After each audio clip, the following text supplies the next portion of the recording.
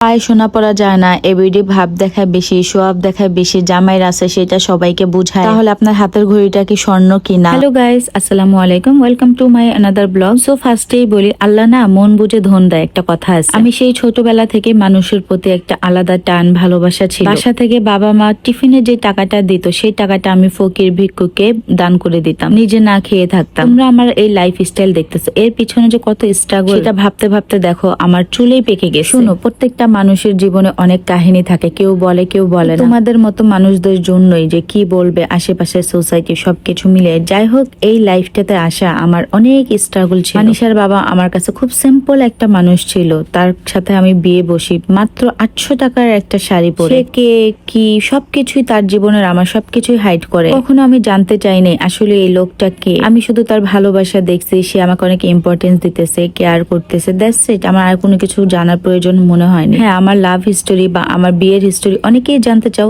ইনশাল্লাহ একদিন শেয়ার করব। আর যেটা এখন আমি তার 2 বাচ্চার মা, এটা হচ্ছে আমার বড় পরিচয়। আর সব কথার এক কথা বলি, যেখানে ভালোবাসা না থাকে সেখানে টাকা পয়সা এই লাইফ স্টাইল দিয়ে কোনো কিছুই হয় না, ইভেন কাউকে রাখা যায় না। সে যদি আমাকে এই টাকা পয়সা দিয়ে আনতো তার লাইফে, তাহলে আমি থেকে যেতাম। সে শুধু তার ভালোবাসা, তার কেয়ার, তার ইম্পর্টেন্স দিয়ে আমাকে পটাইছে। সো সেম, তোমাদের ভাইয়ার যদি এই জিনিসগুলো আমার প্রতি কমাই দেয়, আমাকে কখনই তার লাইফে আমাকে রাখতে পারবে না। এই লাইফ স্টাইল দিয়ে কখনই সে আমাকে তার করে রাখতে পারবে না, কারণ আমি তার এইগুলো দেখে আসি নাই, আমি তার ভালোবাসার জন্য আসি। আর হ্যাঁ, আমি একটু হিসাব করেই চলতাম। হ্যাঁ, অনেকেই আছে একটা ব্যাগের টাকা দিয়ে বা একটা ডায়মন্ডের রিং দিয়ে আমার বাসার মতন এরকম 2টা বাড়ি কেনার মতো, কিন্তু আমি সবসময় তাকে বুঝাতাম কি দরকার ওয়েস্টেজ। মানে একটা ফুল কিনতে গেলেও আমি 20 টাকার একটা রজনীগন্ধা ফুল দিয়ে আমি হ্যাপি হয়ে যেতাম যে আমার এটাই ভালো লাগছে, এটাই পছন্দ হয়েছে। একটা খাবার খেতে গেলে মেনু খাবার দেখে খেতাম, কত টাকা প্রাইস। একটা ড্রেস কিনতে গেলে প্রাইস দেখতাম। আমি সেই মানুষ। ফার্স্টেই বললাম, আল্লাহ মন দেখে মানুষকে সবকিছু দেয়। ইভেন আমার আশেপাশে মানুষগুলো হ্যাপি থাকলে আমার খুব ভালো লাগতো, আমি তাদের জন্য খুব দোয়া করতাম। হয়তো আজকে তার জন্য আল্লাহ আমাকে এই জায়গায় আনছে, আলহামদুলিল্লাহ। কখনো কারো ভালোটা দেখে, কারো লাইফ স্টাইল দেখে না হিংসে না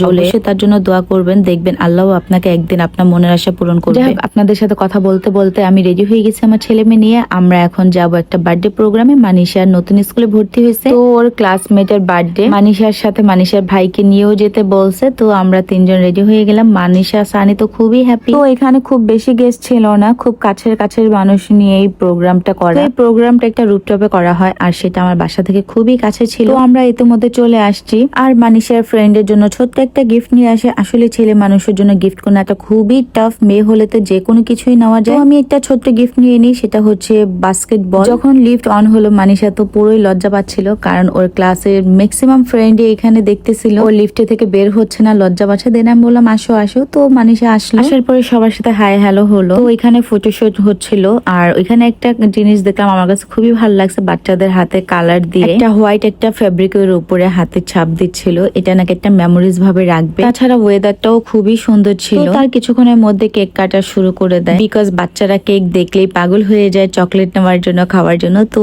এই হচ্ছে বার্থডে বয়। হ্যাপি বার্থডে উজার বাবা। মন থেকে অনেক অনেক দোয়া করি, আল্লাহ তোমাকে মানুষের মতো মানুষ বানায়, তোমার বাবা মার মনের আশা আল্লাহ পূরণ করুক, তোমাকে নেক হায়াত দান করুক, তোমাকে মানুষের মতো মানুষ বানাক। তো কেকের থিমটা খুবই ভালো লাগতেছিল, বিকজ এই বার্থডে বয়ের এই কেকের থিমটা খুবই পছন্দ। কেক কাটার পর্বটা শেষ করে আমরা ভিতরে চলে যাই। হালকা হালকা গরম ছিল, তার জন্য খাবারের ব্যবস্থাটা ভিতরেই করা হয়। তো সবাই মিলে খাবার খেতে বসে পড়ি। আর খাবারের মেনু ছিল বাচ্চাদের জন্য পাস্তা, গ্রিল চিকেন আর একটা সেট মেনু, সাথে কোল্ড ড্রিঙ্কস। খাবারটা মোটামুটি ভালো ছিল। তো এটা তো বাচ্চাদের প্রোগ্রাম ছিল, বাচ্চারা খুবই হ্যাপি ছিল।